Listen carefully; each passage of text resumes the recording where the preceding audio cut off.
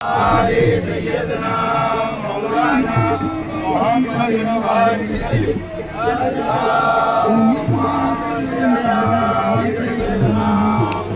मुझे एक बात समझ नहीं है, जब तुम्हें यही सब करना था फिर कन्वर्ट होने की कौन सी जरूरत आन पड़ी। और सिर्फ यही नहीं, अभी लोग छठ पूजा भी मनाने लगे, वो मैं आपको वीडियो में आगे दिखाता हूँ। हो साहेब थांबा, कशाला पळतायत?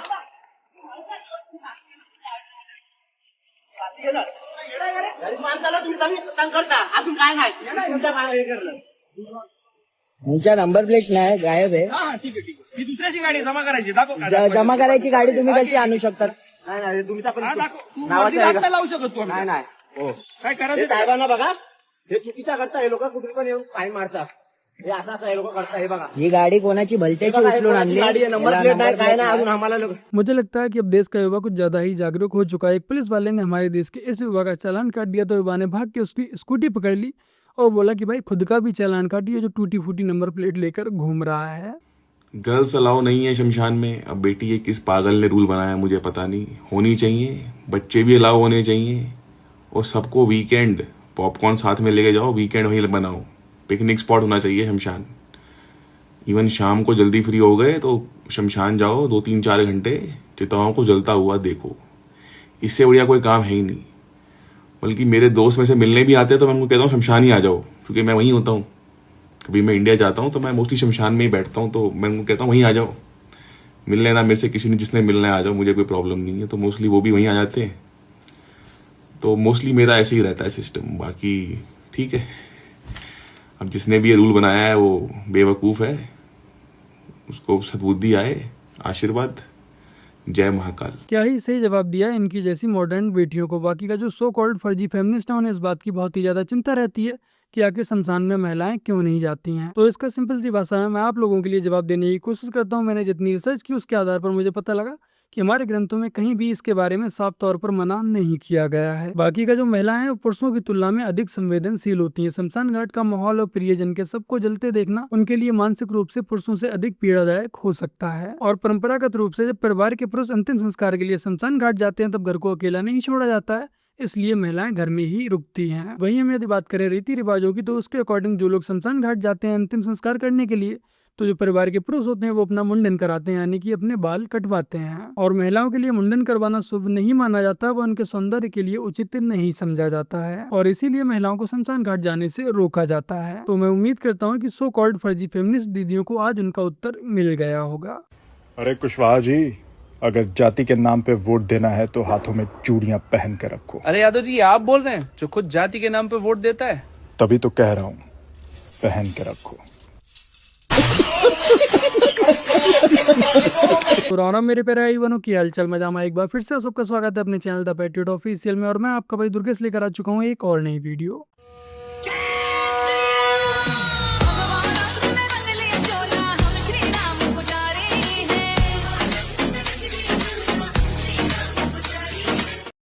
में अगर कोई मेरा बाप बना तो सिर्फ विकास भैया और मेरे पावर स्टार पवन भैया। ये तो समझिए कि इन्होंने मुझे पैदा ही किया है। मेरे पवन भैया का तो ये पवन सिंह बाद में है, सबसे पहले मेरे पिता समान है ये। और भैया उस पिता को पैर छू रहा हूँ, माननीय पिता लालू प्रसाद यादव जी की तरफ से। तुम्हारे बाप कितने हैं? लगता है केसारी लाल यादव जहाँ कहीं भी जाते हैं वहां से अपना एक बाप बनाकर ही वापस आते हैं। मुझे कोई बीमारी नहीं होती, मेरा डायरेक्ट ऊपर से कनेक्शन है। मैं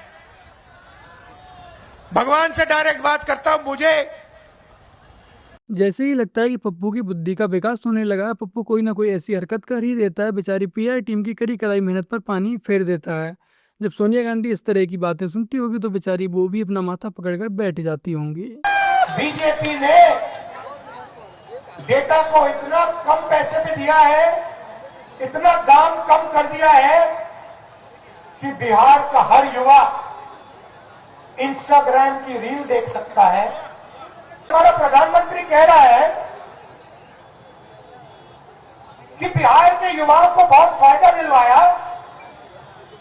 आप जितना टाइम इंस्टाग्राम पे रहना चाहते हो रह सकते हो।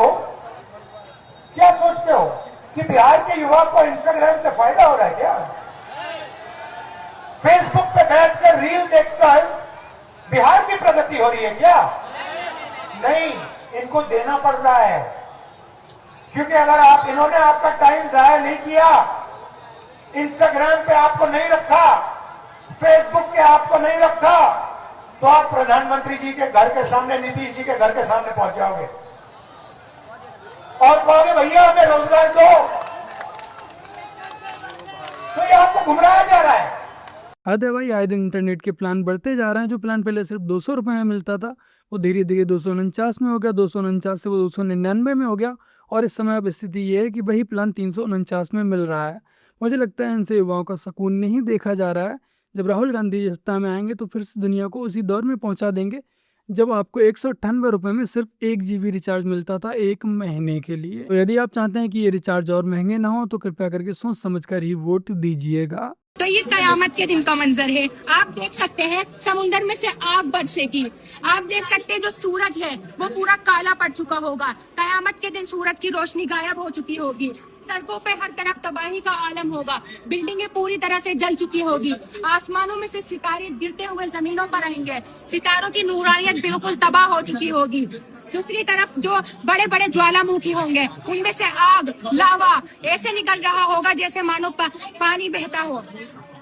और वहीं उसी के साथ साथ कब्रों में से जो मुर्दे हैं, जो सोते हुए मुर्दे हैं, अल्लाह ताला कयामत के दिन उनको हुक्म देंगे, उन कहेंगे कि अब ये वक्त है, जाग जाओ, कयामत का दिन आ चुका है।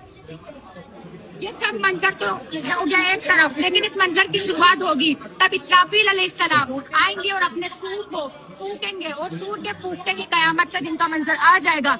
जमीन पूरी तरह से फट जाएगी। तो यह है कयामत के दिन का मंजर। अल्लाह ताला हमें समझने की और अमल करने की तौफीक अता फरमाए।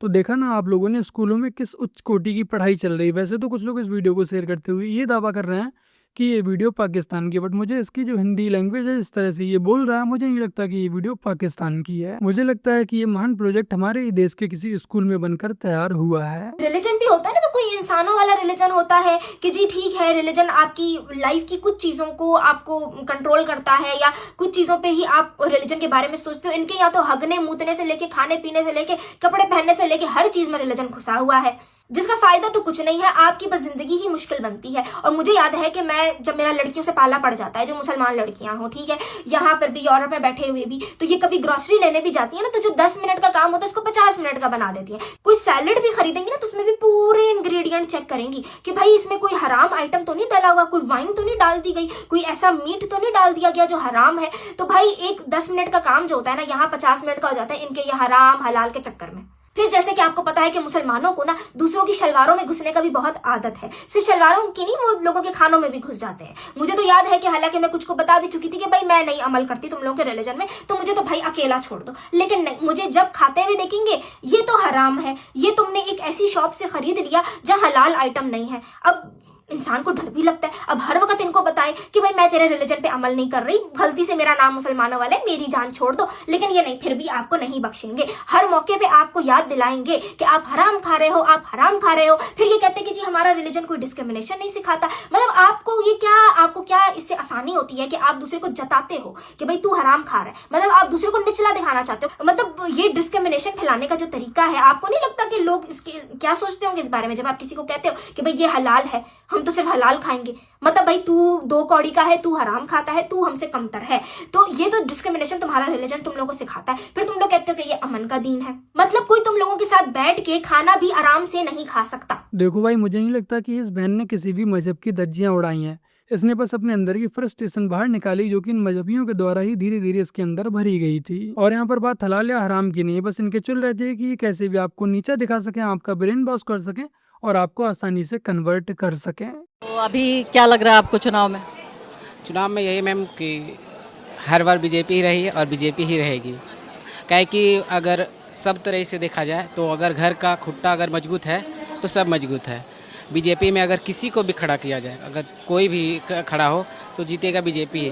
बोलेगा तो जो पढ़ा लिखा है या ना पढ़ा लिखा है, अच्छी जैसे आरजेडी वाले बोलते हैं कि मेरे बाप दादा ही आरजेडी को वोट दिए तो हम भी आरजेडी को ही वोट देंगे, पर उनमें से पढ़े लिखे इंसान जो है वो आरजेडी को वोट देना नहीं चाहते हैं। हाँ, इस बार तो लग रहा है कि आरजेडी जीतेगी, पर नहीं जीतेगी। लेकिन आपकी बात मैं समझना चाह रही हूँ, आप कह रहे हैं हाँ, कि आप कह रहे हैं पढ़े लिखे लोग नहीं वोट करना चाहते आरजेडी को, क्या मतलब है इस बात? क्या चीज़, जैसे कि अगर उसके हम लोग भी देखे इससे पहले और आरजेडी का सरकार था, तो जिस तरह पहले का सब चीज़ चलता था उस तरह कुछ वैसे नहीं रहा। चलता तो जो चलता है वो चलता ही रहेगा। जैसे खुल के बोलिए, क्या चलता था अब क्या नहीं चलता? गुंडागर्दी, लूटपाट, जो भी मारामारी। साल से तो सरकार रही नहीं है उनकी आरजेडी की। पहले जो थी इनके कितने साल के थे आप? कितने साल के थे तब? 20 साल पहले? क्या बोले? 20 साल पहले तो मेरा जन्म भी नहीं हुआ था। तो फिर आपको कैसे पता लगा कि गुंडागर्दी? पेरेंट्स लोग बोलते हैं और पढ़ उड़ रहे हैं, क्या कि बीजेपी का आने के बाद बहुत चीज़ डेवलप हुआ, जैसे कि एजुकेशन हो गया। और बीजेपी पे आऊँगी, पहले मैं आरजेडी की बात कर लेती हूँ। तो आप कह रहे हैं कि गुंडागर्दी थी आपके, यानी आपके पिता ने बताया होगा या उनके भाई ने बताया होगा, है ना? तो आप खुद नहीं चाहते कि आप खुद चेक करें, एक बार चांस दें किसी पार्टी को, फिर देखें कि 20 साल से तो एक ही सरकार। ये हैं स्वघोषित निष्पक्ष पत्रकार जो कि राहुल गांधी व तेजस्वी यादव की गोद में बैठकर पूरा आनंद ले रहे हैं। ये बेचारी जबरदस्ती एक वोटर को आरजेडी को वोट करने के लिए कन्विंस करने पर लगी हुई है। या आप एक बार खुद चेक करें कि सच में जंगलराज था या नहीं था। ये तो वही बात होगी कि आरफा के अब्बूजान बोल रहे हैं कि बेटा ये लड़का सही नहीं है, नशा वगैरह भी करता है, इसका कैरेक्टर भी अच्छा नहीं है। तो आरफा बोल रही नहीं, अब्बूजान एक बार चेक करना तो बनता ही है। मैम, हम एक दिन खाना नहीं खाए कोई दिक्कत नहीं है, पर वोट देंगे बीजेपी को। वो आपकी मर्जी है, मैं ये नहीं कह रही आप किसको वोट दें। मैं तो आपसे सिर्फ सवाल पूछ रही हूँ कि आप खुद नहीं चेक करना चाहते। आप तो तब पैदा भी नहीं हुए थे जब लालू जी की सरकार थी। जो सुन रहे हैं वही चीज़ और सुन रहे हैं ना, आपने देखा तो नहीं है। आप क्या बता रहे थे? आरफा जी अब क्या ही कहूँ, बस इतना ही कहना कि आपने अपनी अम्मी जान से सुना ही होगा कि यही आपके अब्बूजान है। आपने देखा तो नहीं होगा कि आपके अब्बूजान यही हैं या कोई और है। तो बस मेरे प्यारे भाई बहनों, आज की अपनी इस वीडियो में इतना ही। वीडियो को लाइक शेयर कमेंट और अपने इस चैनल को सब्सक्राइब आज से कर लीजिएगा। चलिए फिर मिलते हैं एक और नई वीडियो के साथ। तब तक के लिए जय हिंद, वंदे मातरम, जय श्री राम। सो गाइस, आज हम लोग देखेंगे सनातन धर्म का एक पावन त्योहार जिसको बोलते हैं छठ पूजा। अबे भाई, मगर ये लोग तो सनातनी कहीं से लग नहीं रहे हैं। आज है नदी रोजा और नदी रोजा के दिन नदी में भी फातिहा होता है, ये बात आप लोग को मालूम ही होगा। हाँ, क्यों नहीं पता है। सो गाइस, आज हम लोग देखेंगे सनातनी मुस्लिम धर्म का एक पावन त्योहार जिसको बोलते हैं नदी रोजा। छठ पूजा नदी रोजा। भाई कॉपी भी ऐसा कर रखा है कि 19-20 का भी फर्क नहीं बचा। सारी गाड़ी की भीड़ भी लगी हुई है। हम लोग भी गाड़ी लगा कर निकल के जहाँ पे फातिहा हो रहा था वहाँ जाकर देखा। जहाँ पे जाहिलियत हो वहाँ पे औरतें ना हो ही नहीं सकता। बहाओ पूजा की थाली। भाई वो लोग पूजा की थाली बहाते हैं तो काफिर हो जाते हैं, लेकिन ये है पक्के मुसलमान। ठीक है, अरे डुबकी भी लगाओ भाई, कुंभ का मेला है, नदी के घाट पे डुबकी लगाओ पक्के मुसलमानों। माशाल्लाह, क्या बात है। ओह जाहिलियत। अरे यार, कोई मौलवी मौलाना मुफ्ती यहाँ तक पहुंचा क्यों नहीं, मुझे नहीं समझ में आ रहा है। ये लोग भाई नमाज को छोड़ के हर जगह फातिहा पढ़ते हैं। भाई तू वापस क्यों जा रहा है? बाइक लेके सीधे जहन्नम में चला जा।